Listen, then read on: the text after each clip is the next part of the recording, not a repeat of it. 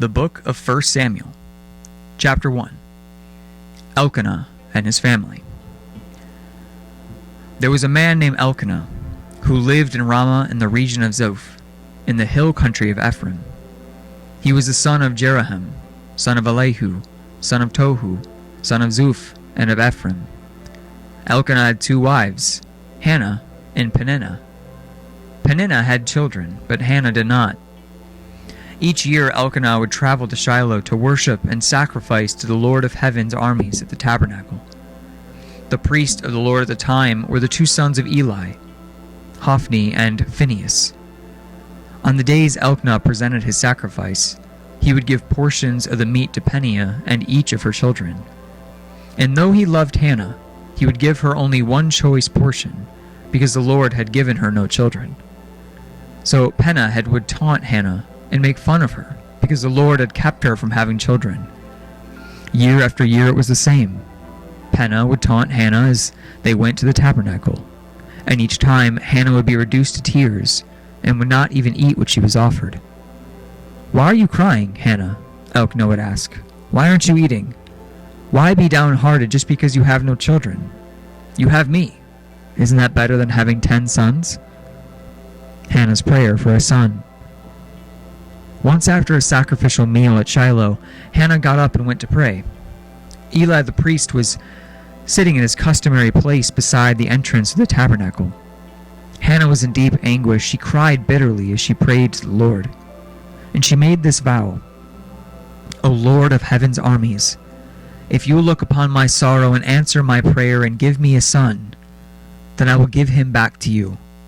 He will be yours for an entire lifetime. And as a sign that he's been dedicated to the Lord, his hair will never be cut." As she was praying to the Lord, Eli watched her. Seeing her lips moving but hearing no sound, he thought she'd been drinking. "Must you come here drunk?" he demanded. "Throw away your wine." "Oh no, sir," she replied. "I haven't been drinking wine or anything stronger, but I'm very discouraged, and I was pouring out my heart to the Lord. Don't think I'm a wicked woman, for I've been praying out of great anguish and sorrow." In that case, Eli said, "Go in peace. May the God of Israel grant the request you've asked of him." "Oh, thank you, sir," she exclaimed. Then she went back and began to eat again, and she was no longer sad. Samuel's birth and dedication. The entire family got up the next morning, and they went to worship the Lord once more. Then they returned home to Ramah. When Elkanah slept with Hannah, the Lord remembered her plea, and in due time she gave birth to a son. She named him Samuel, for she said, "I asked the Lord for him." The next year Elkanah and his family went out on their annual trip to offer a sacrifice to the Lord and to keep his vow. But Hannah did not go. She told her husband, "Wait until the boy is weaned. Then I will take him to the tabernacle and leave him there with the Lord permanently." "Whatever you think is best," Elkanah agreed. "Stay here for now, and may the Lord help you keep your promise." So she stayed home and nursed the boy until she was weaned.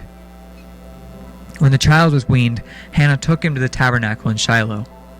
They brought along a 3-year-old bull as a sacrifice, and a basket of flour and some wine. After sacrificing the bull, they brought the boy to Eli. "Sir, do you remember me?" Hannah asked. "I'm the very woman who stood here several years ago praying to the Lord. I asked the Lord to give me this boy, and he's granted my request. Now I'm giving him to the Lord, and he will belong to the Lord his whole life." And they worshiped the Lord together. Chapter 2. Hannah's prayer of praise. Then Hannah prayed, "My heart rejoices in the Lord. The Lord has made me strong. Now I have an answer for my enemies. I rejoice because you rescued me. No one is holy like the Lord. There is no one besides you. There's no rock like our God. Stop acting so proud and haughty. Don't speak with such arrogance. For the Lord is a God who knows what you've done. He will judge your actions. The bow of the mighty is now broken, and those who stumbled are now strong. Those who were well fed are now starving, and those who were starved are now full. The childless woman now has 7 children, and the woman with many children waste away. The Lord gives both life and death. He brings down to the grave but raises others up. The Lord makes some poor and others rich. He brings down some and lifts others up. He lifts the poor from the dust and the needy from the garbage dump. He sets them among princes, placing them in seats of honor. For all the earth is the Lord's, and he has the set of the world in order. He will protect the faithful ones, but the wicked will disappear in darkness. No one will succeed by strength alone. Those who fight against the Lord will be shattered. He thunders against them from heaven. The Lord judges throughout the earth. He gives power to his king. He increases the strength of his anointed one. Then Elkanah returned home to Ramah without Samuel, and the boy served the Lord by assisting Eli the priest. Eli's wicked sons. Now the sons of Eli were scoundrels, who had no respect for the Lord or for their duties as priest. Whenever anyone offered a sacrifice, Eli's sons would send over a servant with a three-pronged fork. While the meat of the sacrificed animal was still boiling, the servant would stick the fork in the pot and demand that whatever's brought up be given to Eli's sons. All the Israelites who came to worship at Shiloh were treated this way. Sometimes the servant would come even before the animal's fat had been burned on the altar. He would demand raw meat before it had been boiled so that it could be used for roasting. The man offered the sacrifice might reply, "Take as much as you want, but the fat must be burned first." Then the servant would demand, "No, give it to me now, or I'll take it by force." And so the sin of these young men was very serious in the Lord's sight, for they treated the Lord's offerings with contempt. But Samuel, though he was only a boy, served the Lord. He wore a linen garment like that of a priest. Each year his mother made a small coat for him, and brought to him when she came for her husband for the sacrifice. Before they returned home, Eli would bless Elkanah and his wife and say, "May the Lord give you other children to take the place of the one she gave to the Lord." And the Lord blessed Hannah, and she conceived and gave birth to 3 more sons and 2 daughters. Meanwhile, Samuel grew up in the presence of the Lord. Now Eli was very old, but he was aware of what his sons were doing to the people of Israel. He knew, for instance, that his sons were seducing the young women who assisted at the entrance of the tabernacle. And Eli said to them, "I've been hearing reports from all the people about the wicked things you're doing. Why do you keep sinning? You must stop, my sons. The reports I hear among the Lord's people are not good. If someone sins against another person, God can mediate for the guilty party. But if someone sins against the Lord, who can intercede?" But Eli's sons would not listen to their father, for the Lord was already planning to put them to death. Meanwhile, the boy Samuel grew taller and grew in favor with the Lord and with the people. A warning for Eli's family. One day a man of God came to Eli and gave him a message from the Lord. "I revealed myself to your ancestors when they were Pharaoh's slaves in Egypt. I chose your ancestor Aaron from among all the tribes of Israel to be my priest, to offer sacrifices on my altar, to burn incense and to wear the priestly vest, as he served me. And I assign the sacrificial offerings to your priest. So why do you scorn my sacrifices and my offerings? Why do your sons give more honor than you give me? For you and they have become fat from the best offerings of my people Israel. Therefore the Lord, the God of Israel, says, I promised that your branch of the tribe of Levi would always be my priest. But I will honor those who honor me, and I will despise those who think lightly of me. The time is coming when I will put an end to your family, so it will no longer serve as my priest. All the members of your family will die before their time. None will reach old age. You'll watch with envy as I pour out prosperity on the people of Israel. But no members of your family will ever live out their days. The few not cut off from serving at my altar will survive, but only so their eyes can go blind and their hearts can break, and their children will die a violent death. And to prove that I have said will come true, I will cause your 2 sons, Hophni and Phinehas, to die on the very same day. Then I will raise up a faithful priest, who will serve me and do what I desire. I'll establish his family, and they will be priests to my anointed kings forever. Then all of your surviving family will bow before him, begging for money and for food. Please, they will say, give us jobs among the priests, so we'll have enough to eat. Chapter 3. The Lord speaks to Samuel. Meanwhile, the boy Samuel served the Lord by assisting Eli. Now in those days, messages from the Lord were very rare, and visions were quite uncommon. One night Eli, who had been almost blind by now, had gone to bed.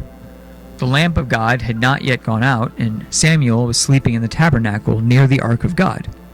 Suddenly the Lord called out, "Samuel." "Yes," Samuel replied. "What is it?" He got up and he ran to Eli. "Here I am. Did you call me?" "I didn't call you," Eli replied. "Go back to bed."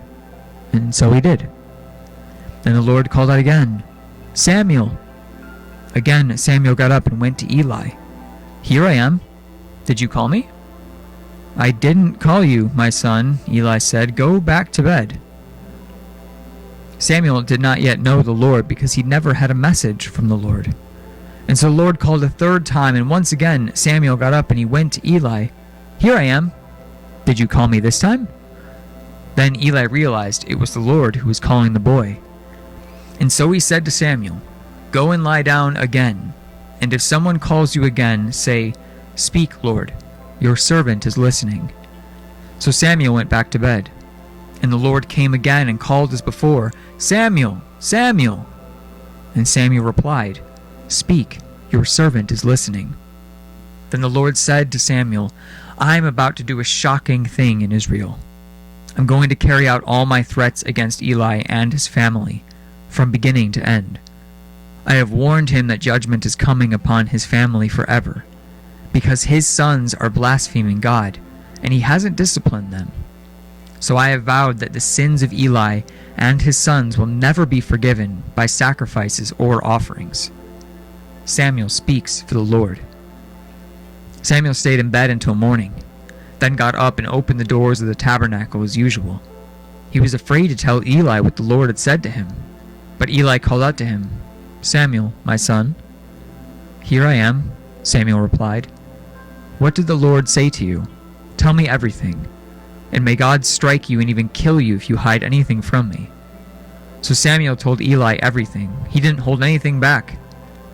"It is the Lord's will," Eli replied. "Let him do what he thinks best." As Samuel grew up, the Lord was with him. In everything Samuel was proved to be reliable. And all Israel, from Dan in the north to Beersheba in the south, knew that Samuel was confirmed as a prophet of the Lord. The Lord continued to appear at Shiloh and give messages to Samuel there at the tabernacle. Psalm 78, a psalm of Asaph. O my people, listen to my instructions. Open your ears to what I'm saying, for I will speak to you in a parable. I will teach you hidden lessons from our past, stories we have heard and known, stories our ancestors handed down to us.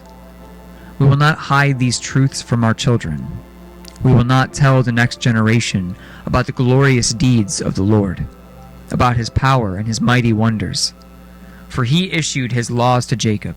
He gave his instructions to Israel. He commanded our ancestors to teach them to their children, so the next generation might know them, even to the children not yet born, and they in turn will teach their own children. So each generation should set its hope anew on God, not forgetting his glorious miracles and obeying his commands. Then they will not be like their ancestors, stubborn, rebellious, and unfaithful, refusing to give their hearts to God. The warriors of Ephraim, though armed with bows, turned their backs and they fled on the day of battle. They did not keep God's covenant. They refused to live by his instructions.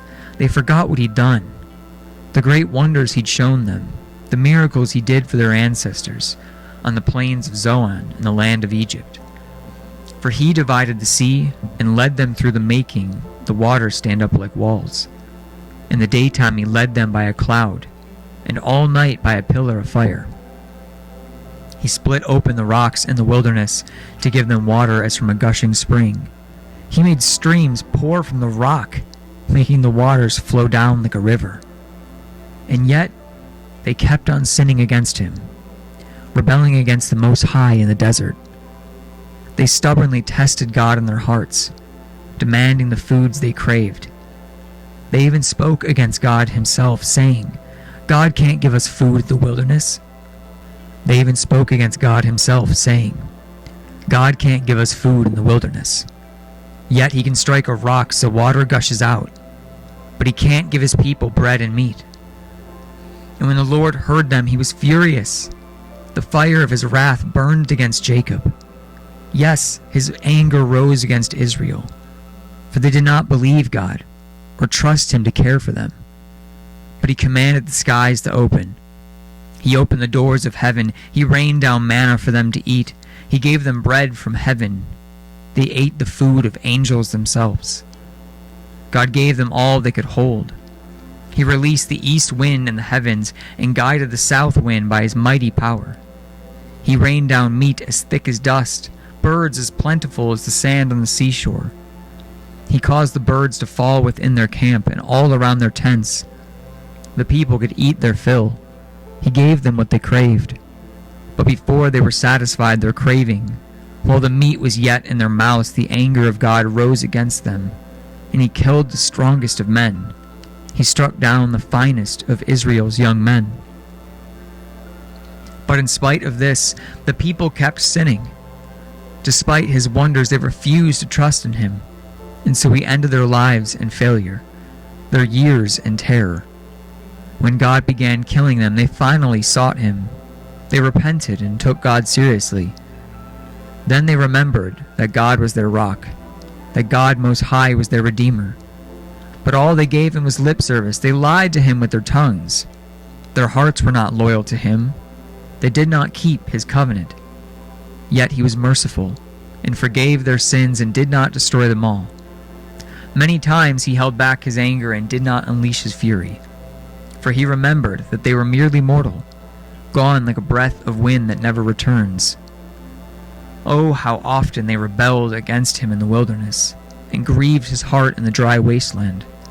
Again and again they tested God's patience and provoked the Holy One of Israel. They did not remember his power and how they rescued them from his enemies. They did not remember his miraculous signs in Egypt, his wonders on the plains of Zoan, for he turned their rivers into blood. No one could drink from the streams. He sent vast swarms of flies to consume them, and hordes of frogs to ruin them. He gave their crops to caterpillars. Their harvest was consumed by locusts. He destroyed their grapevines with hail. He shattered their sycamore figs with sleet. He abandoned their cattle to the hail, their livestock to bolts of lightning. He loosed on them his fierce anger, all his fury, his rage, his hostility. He dispatched against them a band of destroying angels. He turned his anger against them. He did not spare the Egyptians' lives. He ravaged them with plagues. He killed the oldest son in each Egyptian family, the flower of youth throughout the land of Egypt. But he led his own people like a flock of sheep, guiding them safely through the wilderness. He kept them safe so they were not afraid. But the sea covered their enemies. He brought them to the border of his holy land, to this land of hills he had won for them. He drove out the nations before them. He gave them inheritance by lot. He settled the tribes of Israel into their homes. But they kept testing and rebelling against God Most High. They did not obey his laws. They turned back and were as faithless as their parents. They were as undependable as a crooked bow. They angered God by building shrines to other gods, and they made him jealous with their idols. When God heard them, he was very angry, and he completely rejected Israel. Then he abandoned his dwelling in Shiloh, the tabernacle where he lived among the people. He allowed the ark of his might to be captured. He surrendered his glory into enemy hands. He gave his people over to be butchered by the sword because he was so angry with his own people, his special possession. Their young men were killed by fire. Their young women died before singing their wedding songs. Their priests were slaughtered. Their widows would not mourn their deaths.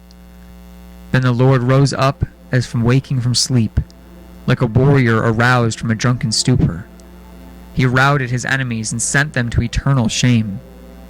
But he rejected Joseph's descendants. He did not choose the tribe of Judah. He chose instead the tribe of Judah and Mount Zion, which he loved. There he built his sanctuary as high as the heavens, as solid and enduring as the earth. He chose his servant David, calling him from the sheep pens. He took David from tending the ewes and lambs, and made him the shepherd of Jacob's descendants, God's own people, Israel. He cared for them with a true heart, and led them with skillful hands.